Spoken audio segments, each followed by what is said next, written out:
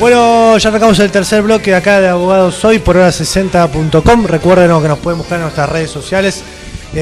Como les prometí, nos va a estar acompañando, está acá con nosotros, no está acompañando nada, está acá con nosotros. Ya participó del programa y todo. Bueno, está acá el doctor Jorge Nubiola como para explicarnos aquellas cuestiones, a aquellos que les interesa el derecho laboral o también las personas que tienen cuestiones relacionadas al derecho laboral porque son trabajadores y sufren un tipo de accidente. A ver, el derecho laboral es algo que nos afecta a todos. Todos en algún momento trabajamos. Vos trabajás, ¿no? Vos para ganar esa última grande categoría, la verdad. Cada tanto trabajo, lamentablemente. Escuchate esto, Juan, porque es un tema muy interesante. No te lo deseo, pero es un tema que nos puede tocar a todos. Después le voy a preguntar cómo hago para zafar 1, 2, 3 días para irme de vacaciones tranquilo unos días más. Tuviste 30 días de vacaciones. Bueno, pero vos viste cómo es esto. Entró a trabajar y ya tuvo 30 días. ¿No? Increíble. Así que bueno, buen día, Jorge. Te saludo de vuelta, pero bueno, es una formalidad. ¿Podés explicarnos, a ver, indemnizaciones civiles por accidentes laboral? Yo siempre tenía en mente el tema de las indemnizaciones por la RT. Estamos hablando de una indemnización distinta. ¿Podés explicarnos un poco este tema de indemnizaciones civiles y la diferencia con la indemnización con la RT? Sí, por supuesto. El tema de la RT o las indemnizaciones tarifadas surge en los 90, base justamente a un caso que ocurrió en los 70. El tema laboral, los accidentes laborales siempre se hicieron por vía civil, hasta los años 70. Obviamente era un procedimiento largo, que demoraba, requería celeridad, tenían un montón de problemas. Entonces los jueces en esa década, en el año 78, exactamente, la Sala 3 en la Cámara de Apelaciones, creó, en base a un caso que se llamó Voto, Dalmacio Voto, crearon una fórmula para establecer... ¿De qué año es el fallo, más o menos? Del año 78. Y crearon una fórmula para poder establecer una forma tarifada fácil de poder determinar cómo se evaluaba un daño en un trabajador que sufrió un infortunio o un accidente en sus funciones. Lamentablemente se tenía en cuenta la edad, el sueldo, ¿cómo te sentís? Sí, esta fórmula se basó en que consideraba un 6% anual de interés, tomando en cuenta la edad o sea, lo que le faltaba para jubilarse, el tiempo útil, el lucro cesante, se tomaba también daño moral, pero muy entre comillas, o sea, en realidad era una fórmula totalmente injusta. O sea, que era una fórmula matemática que no valoraba las percepciones personales tal vez y que hacen más a la consistencia de la evaluación y la ponderación del costo y el sufrimiento que podía tener cada uno. Exactamente. Dejaba por fuera simplemente el factor humano. Consideraba solamente la parte laboral o productiva de la persona y toda la fase humana quedaba completamente afuera. En una fórmula, como decirla, muy industrializada. Exactamente. Y se usó durante 30 años. Recién en el año 2008 la Corte Suprema lo rechaza completamente en el fallo de Arostegui, en donde ellos determinan que no se pueden utilizar fórmulas matemáticas para poder reglamentar la vida o para poder determinar cuánto vale una vida humana, y en base a eso recién ahí es donde empiezan a tener cambios. El Código Civil nuevo, el Código Civil y Comercial, propiamente dicho. Acá tenemos el viejo. El Código Civil y Comercial que entró en vigencia el año pasado, en agosto, ¿no? Exactamente. Ellos reconocen la indemnización plena, que es justamente lo que se basa en los fallos de Arostegui de la Corte Suprema del año 2008. Ellos consideran que no hay fórmulas matemáticas y que el ser humano debe recibir una indemnización plena. La indemnización plena está plasmada en todos los tratados internacionales, pero en realidad la Argentina es pionera en plasmarlo en una ley de fondo. O sea que podemos decir que somos los primeros en avanzar en el ámbito laboral en cuanto a otorgar más derechos a los trabajadores. Es correcto. En este tema, por lo menos. Es correcto. Como siempre, la Argentina fue pionera en muchas cosas del derecho y por eso siempre fuimos muy reconocidos mundialmente. Justamente en esto lo están tomando de ejemplo el Código Civil argentino por tener la indemnización plena en el Código Civil. ¿Cuál es el artículo? Es el 1740, reparación plena. Perfecto. Tengo una pregunta. La diferencia, ¿no?, entre la indemnización de la RT y esta. ¿Cuál sería puntualmente para que la gente diga para que el tipo no está viendo, la persona no está viendo, perdón? ¿Cuál digo, me conviene ir por una o por el otra? Obviamente va a consultar a su abogado, le recomiendo que consulte a su abogado, pero bueno, también está bueno el abogado con fundamento, ¿no? Digo, ¿qué vas a hacer, doctor? Acá es donde vienen los problemas. A ver, contanos, ¿cuáles son los problemas? Llegamos de repente al nuevo... Veníamos bien. Veníamos bien, acá empiezan los problemas. Primero y principal, ¿qué es lo que quiere la persona? La ley de RT es rápida, pero es totalmente injusta, tanto en monetario como en todo lo que es el reconocimiento del daño. Justamente, hace unos años atrás, un decreto reglamentario estableció que la 26773 optás por la RT o optás por la vía civil. Igual eso se dio vuelta en un fallo que ocurrió en Tucumán, que o cobraron la RT y pudieron ir por la vía civil. Pero básicamente lo que trata es que optás por uno o por otro. La vía civil siempre va a ser muchísimo más generosa, y aparte teniendo en cuenta estas nuevas herramientas que han surgido del Código Civil, podemos obtener una indemnización plena. Ya venía habiendo casos como Arostegui, como el caso Méndez, como el caso Colastegui, que es otro caso más que tuvo un problema parecido. Tengo una pregunta, Jorge, bajándoselo a el vecino que nos está escuchando acá del otro lado y que dice: mi esposa sufrió un accidente laboral, estamos en la lona, estamos en la B, es el sostén de la familia tal vez, y dice: ¿cómo hago para reclamar? ¿Qué me conviene? Bueno, ahí tocaste el talón de Aquiles. ¿Cómo nos recomendarías? ¿Bajo qué circunstancias nos recomendarías ir en una y bajo qué circunstancias en otra? Bueno, ahí justamente es el hincapié de la ley de RT. La ley de RT es plata líquida en el momento, o en poco tiempo. Pan para hoy, hambre para mañana, se puede decir. Exactamente. Y justamente todos sabemos que un proceso civil requiere inversión y requiere tiempo. Y encima esto es nuevo, o sea que todavía no hay ningún caso. No hay ningún caso. No hay ningún caso. Estamos en Disney. O sea, que seríamos un conejillo de indias. Exactamente. Todavía no hay un solo caso. Recién empezó en agosto esto, pero todavía no hay un solo caso. Todavía no. Yo no registré jurisprudencia. No podemos asegurarnos de que cuando termine un proceso civil que dura 2, 3, 4 años, con esta indemnización vamos a tener más plata que con el juicio de RT. Hoy no podemos asegurarnos de eso. En teoría sí, pero es muy subjetivo en cuanto a la valoración del juez. Si tomamos como jurisprudencia los fallos de la Corte, esto debería funcionar, el nuevo Código Civil y Comercial debería funcionar perfecto. O sea, deberíamos tener la posibilidad de acceder a una indemnización plena, que es justamente creo que los legisladores tomaron muy al pie de la letra las palabras de Lorenzetti en su momento, sobre el tema de la indemnización plena, sobre el tema de cómo debe el juez tener en cuenta los factores, el proyecto de vida de la persona, que eso también está plasmado en el nuevo Código Civil en el artículo 1938. Cuando habla de indemnización, termina hablando del proyecto de vida, que es justamente todo lo que queda fuera en la RT. Exacto. O sea, si uno se lo pone a pensar, yo utilizo siempre un ejemplo. Si vos sos un pianista que toda tu vida te preparaste para ser pianista, desde muy chico, toda tu vida entrenaste, toda tu vida practicaste, te convertiste en un profesional de primera calidad, tuviste un recital y de repente un iluminador te tira un farol de arriba y te corta los dedos. ¿Cuál es la finalidad de tu vida si vos ya no podés ejercer para lo que toda tu vida te preparaste? Eso la ley de RT no lo contempla. Ahí está la parte civil, ¿no? Está clarísimo de ese punto. El fallo del 2008, ¿qué es lo que fue? ¿Fue un accidente? Fue un accidente donde muerte perdió los dedos justamente. Una guillotina, trabajando dos compañeros de trabajo, uno baja la guillotina antes, le corta todos los dedos de las dos manos a un empleado.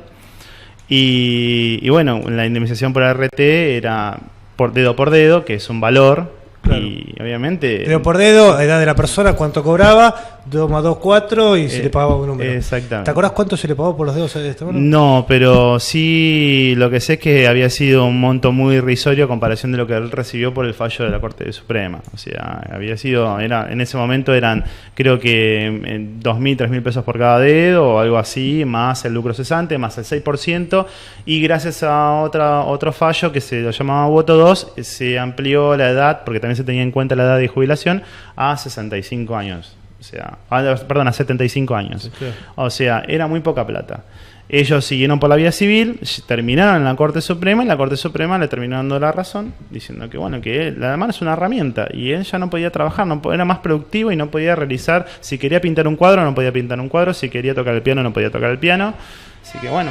Exactamente, además lo que le debe haber representado a esa persona en perder una mano en una guillotina no solamente es perder los dedos, sino el hecho de que no puede volver a trabajar en un montón de artes manuales o en una fábrica y representas ciertas inhabilidades para poder volver a insertarte en el mercado laboral. Que eso, por más que esté tasado, es muchísima más plata de lo que vos estás nombrando, porque hay 2.000, 3.000 pesos, no es nada para un dedo.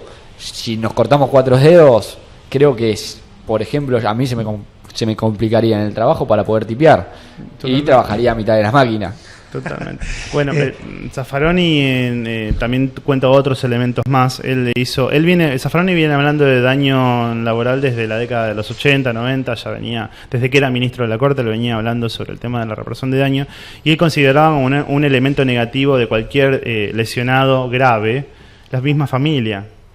O sea, la indemnización se iba en la misma familia. Claro. Un lesionado grave es una persona que queda realmente con un daño importante y no puede ser por sí mismo moverse. Tengo una pregunta, porque claro, con la RT, si yo voy y reclamo por la ley de RT, tengo como garantía la RT.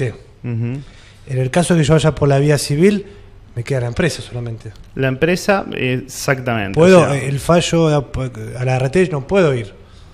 En realidad la RT es una aseguradora, supuestamente, o elegís la RT o elegís la empresa. Ahora existe un fallo en Tucumán donde sí cobraron la RT por una cuestión de necesidad y le hicieron fallo a la empresa y lo ganaron. O sea, en realidad yo considero que el decreto reglamentario de la 26773 es inconstitucional. Eso fue lo que plantearon en Tucumán. Eso fue lo que plantearon en Tucumán y lo ganaron. O sea, ¿por qué decir que es inconstitucional, digamos? Porque si la persona ya recibe una indemnización que está de acuerdo a la ley que la persona optó ejercer. Quiero ver si estás de acuerdo con mi razonamiento. Yo, sin conocer el fallo, yo lo que entiendo es que una cosa es la RT y, a ver, son dos daños que van por vías distintas. Uno es el daño físico, lo tasado, o sea, la incapacidad que vos me produjiste, y el daño que vos me produjiste.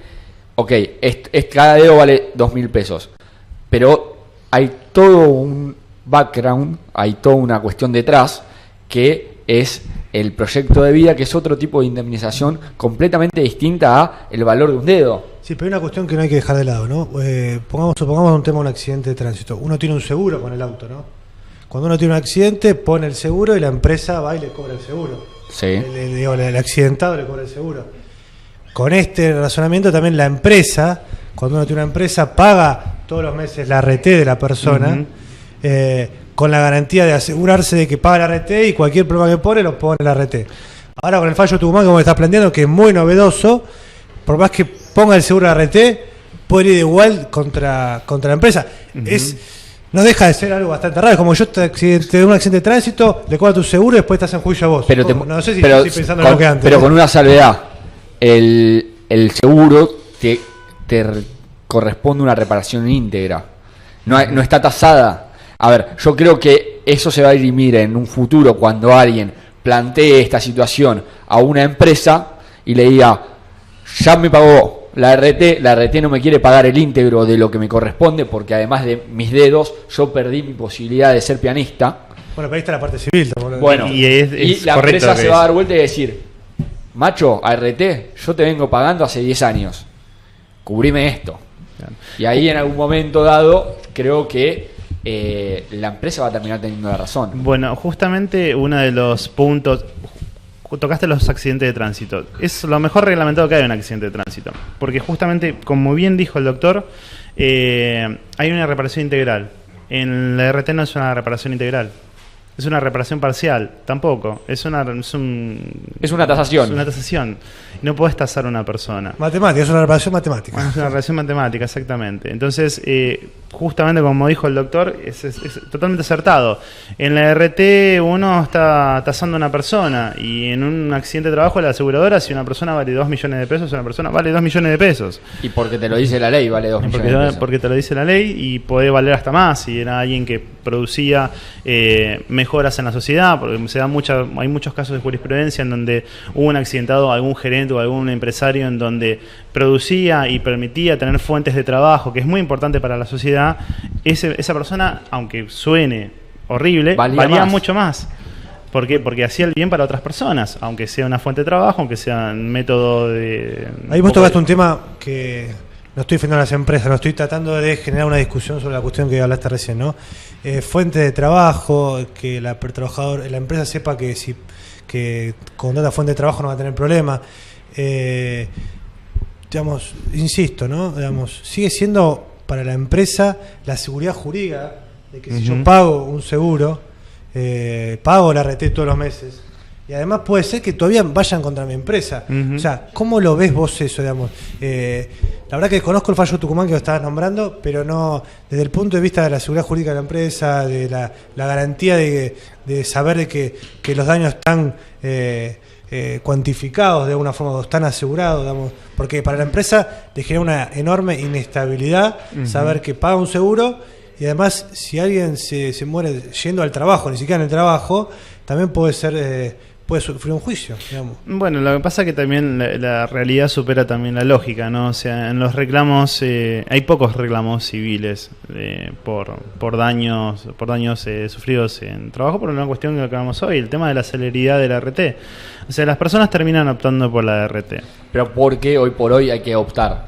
En el caso de que se abra, y como vos decís, el fallo Tucumán plantea esta posibilidad de apertura y de poder reclamar más allá de la RT, también el civil, yo creo que cualquier consejo de un abogado sería: vamos primero por la vía de la RT y después vamos también por la vía de la antes del decreto era así, hace unos años atrás era así, terminabas por la RT y ibas por la empresa. Lo que pasa es que yo lo veo de una forma ordenada también. La RT te cubre una parte y obviamente eso se tiene que descontar de la indemnización que vos podés llegar a brindar desde la empresa. Se trató de hacer un corte con eso. Mayormente las personas van por la RT porque están siempre en un estado de necesidad. Alguien que es un sostén de familia de repente deja de producir y está lesionado gravemente y va a optar por el dinero que le entra. Sí, bueno, también tenemos otro tema. El tema es, si sos un trabajador, te lesionaste en el trabajo y te despiden, también te corresponde toda la indemnización por despido, ¿no? También eso es una luz de stop para decir, bueno, ok, me despidieron, tengo X cantidad de plata de colchón. Es muy difícil, pero hay que reservarla también y saberla administrar. Sí, y bueno, ahí justamente volviendo a las palabras de Zaffaroni, uno de los grandes problemas de aquellos que fueron lesionados muy gravemente es la misma familia. Una persona que queda completamente imposibilitada y que está en una situación realmente complicada, que está más allá, o sea, si sos productivo o no en el mercado laboral, sino que ya tu función como persona, tu integridad física se ve comprometida de forma muy grave, tu situación cambia completamente. A ver, en la RT uno tiene, como dijiste vos, una fórmula matemática que se establece el tema de la edad, el sueldo. En la parte civil, para la persona que nos está viendo, ¿no? ¿Qué además, qué se puede, qué daños la persona puede reclamar?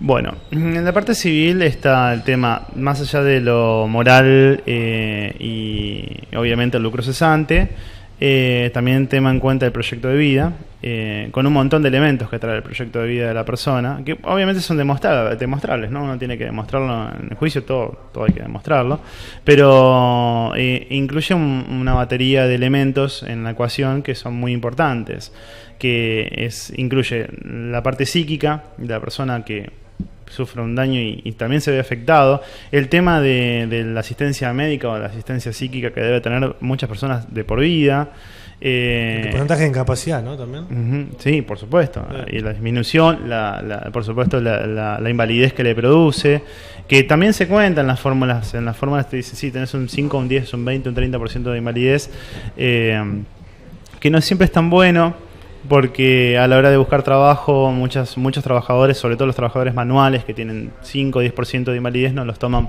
porque no pasan en apto físico. Hoy en día hay unos filtros muy grandes en lo que es psicotécnicos y aptos físicos, en donde se toma una medida muy exhaustiva y está por supuesto que las empresas tienen derecho a tomar o no, elegir quién van a contratar. Sí, a ver, es algo sencillo y suena mal otra vez, como vos decías, la tasación de la persona, pero ante la posibilidad de contratar a alguien que esté en el 100% de sus capacidades y alguien que esté, no te digo en el 50%, te digo en el 95% de sus capacidades, siempre vas a intentar de optar por lo que te sea más conveniente a vos. Por eso es que hay ciertos regímenes que favorecen cuando uno contrata a una persona con discapacidades, ¿no? Totalmente. Con capacidades distintas. Se toma muy complicado el tema de establecer qué es lo lucrativo y qué es lo humano, ¿no? O sea, es donde se mezclan las aguas acá. Hay empresas, por ejemplo, yo trabajé 10 años en IBM y IBM tiene una política de contratar personas con discapacidad. Tienen un porcentaje de sus empleados que ellos mismos lo establecen en su propio estatuto comercial. O sea, el 0,5% de los empleados tienen que tener una discapacidad. Y contratan y vos ves las búsquedas que buscan personas que tengan alguna discapacidad física, que puedan o manejar un teclado o hacer tal actividad, y tienen un montón de personas y tienen la empresa preparada para personas para poder recibir a cualquier persona que tenga una discapacidad. Exactamente, y lo hacen voluntariamente. Entonces, eso también es importante, el tema de la conciencia que puede llegar a tomar aquella persona que considera que hay seres humanos que necesitan trabajar y seres humanos que aún siguen siendo productivos aunque tengan algún tipo de discapacidad. Sí, todos podemos desarrollar alguna tarea, ¿no? Exactamente. Mayor o menor, pero todos podemos hacer distintas cosas. Exactamente. Por eso es que es muy importante el hecho de el Código Civil y Comercial nuevo. Yo lo vengo estudiando desde hace bastante tiempo. Es interesante, le da mucha libertad a los jueces de decidir, les permite, les amplía mucho el campo de decisión y deja muchas cosas en manos de los jueces, lo cual no lo veo mal, porque el juez es el que sabe el derecho. Y creo que es el que va a permitir que tenga una persona algo, o sea, se le dé justicia a una persona.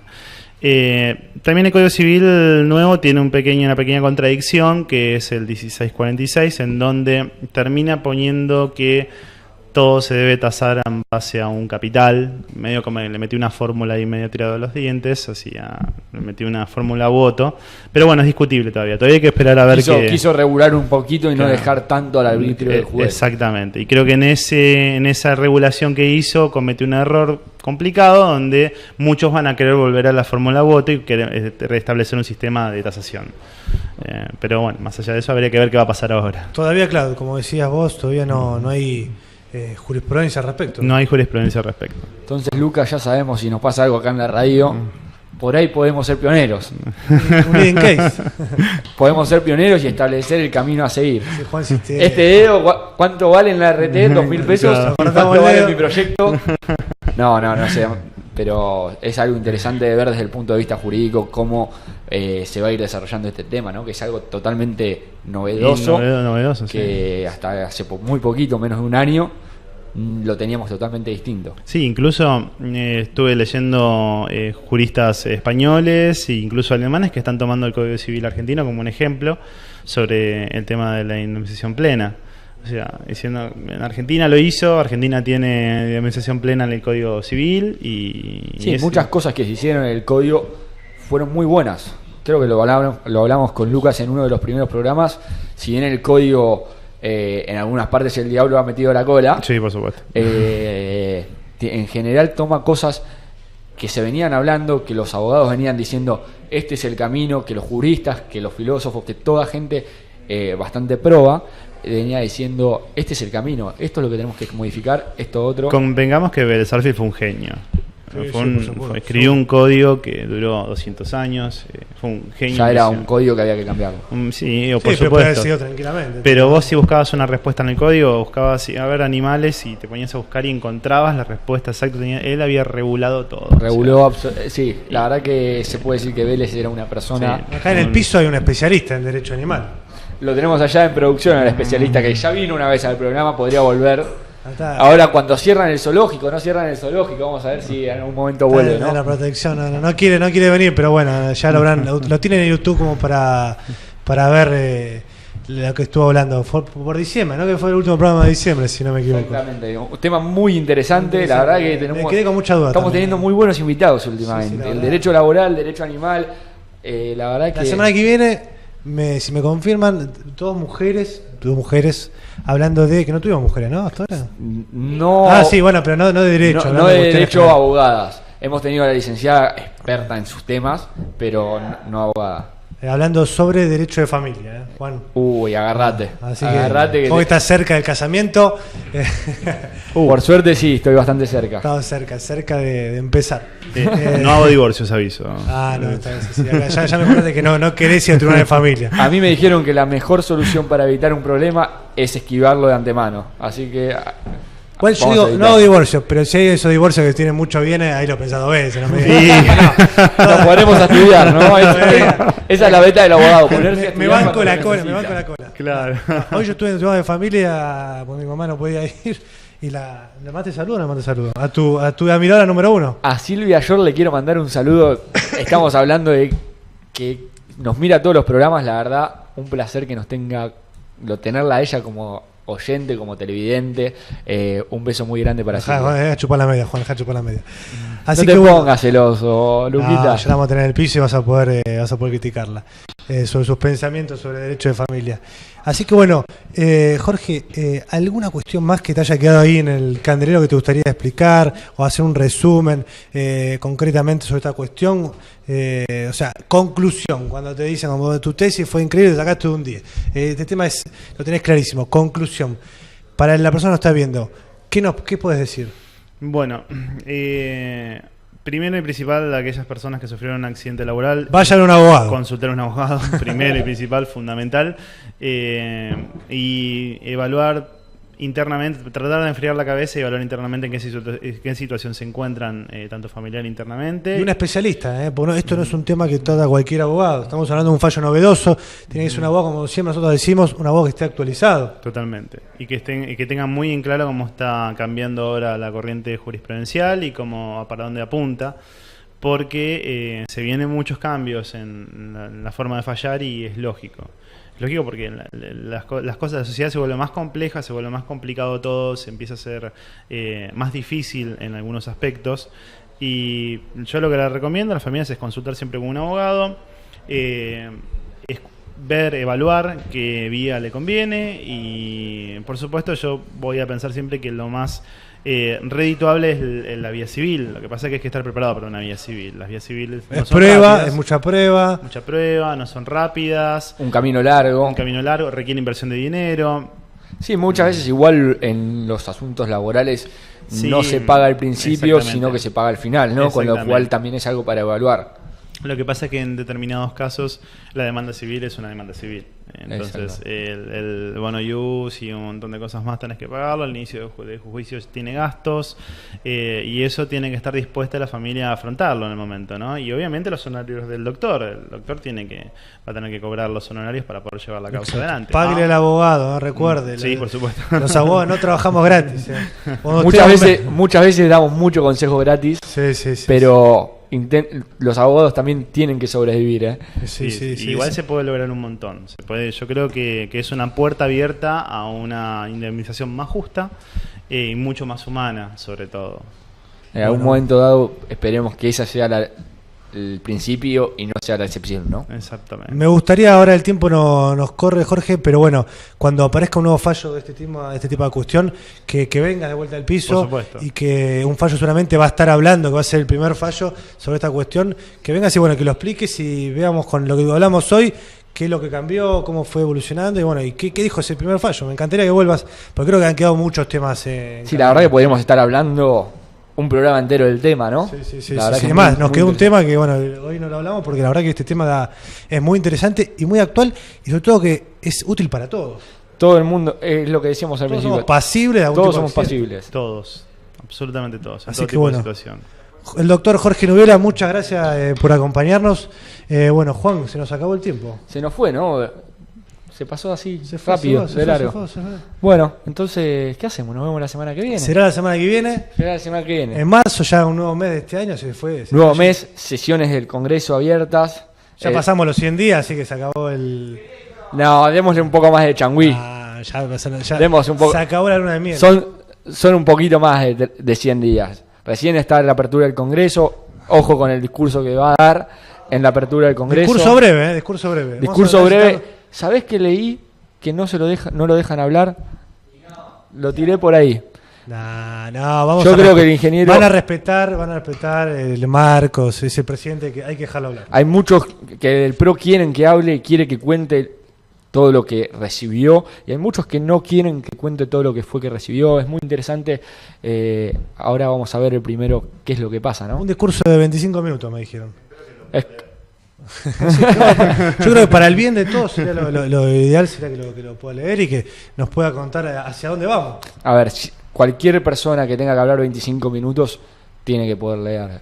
Nadie se puede acordar 25 minutos de memoria. No, digo, y lo dejen, todo correspondiente. que lo dejen hablar, que eso es lo importante, ¿no? Supongo, Sí. lo más importante. Es lo más importante. Así que bueno, se nos ha ido el programa. Muchas gracias por estar al otro lado de la pantalla. Será hasta el próximo viernes, la verdad. En la Estamos semana, por cambiar el día. Estén viendo las redes sociales que vamos a estar anunciando cuándo vamos a estar. Hay un tema, viste, que estamos ahí negociando con esta producción y con el Manieto acá de la radio. Está A ver difícil. qué día nos pone, ¿no? Está Nos difícil, quiere pero poner bueno. cualquier día, vamos a ver Pero qué bueno, pasa. bueno, ahí no están nuestros anunciantes ahí haciendo fuerza por el Buscando horario. por este gran programa. Ahí, ahí luchando con Telenoche. Así que vamos a tratar de mantenernos ahí a las 7, 8 de la noche. Así que bueno, será hasta la semana que viene con Abogados Hoy. Como siempre le digo, un programa hecho por abogados para que usted pueda entender aquellas cuestiones que hablamos los abogados. Y como siempre digo, no hablemos en difícil, sino hablemos para que todos puedan entender. Sí, si no hay mucho más. Así que bueno, será hasta la semana que viene. Muchas gracias Jorge, muchas gracias por la productor.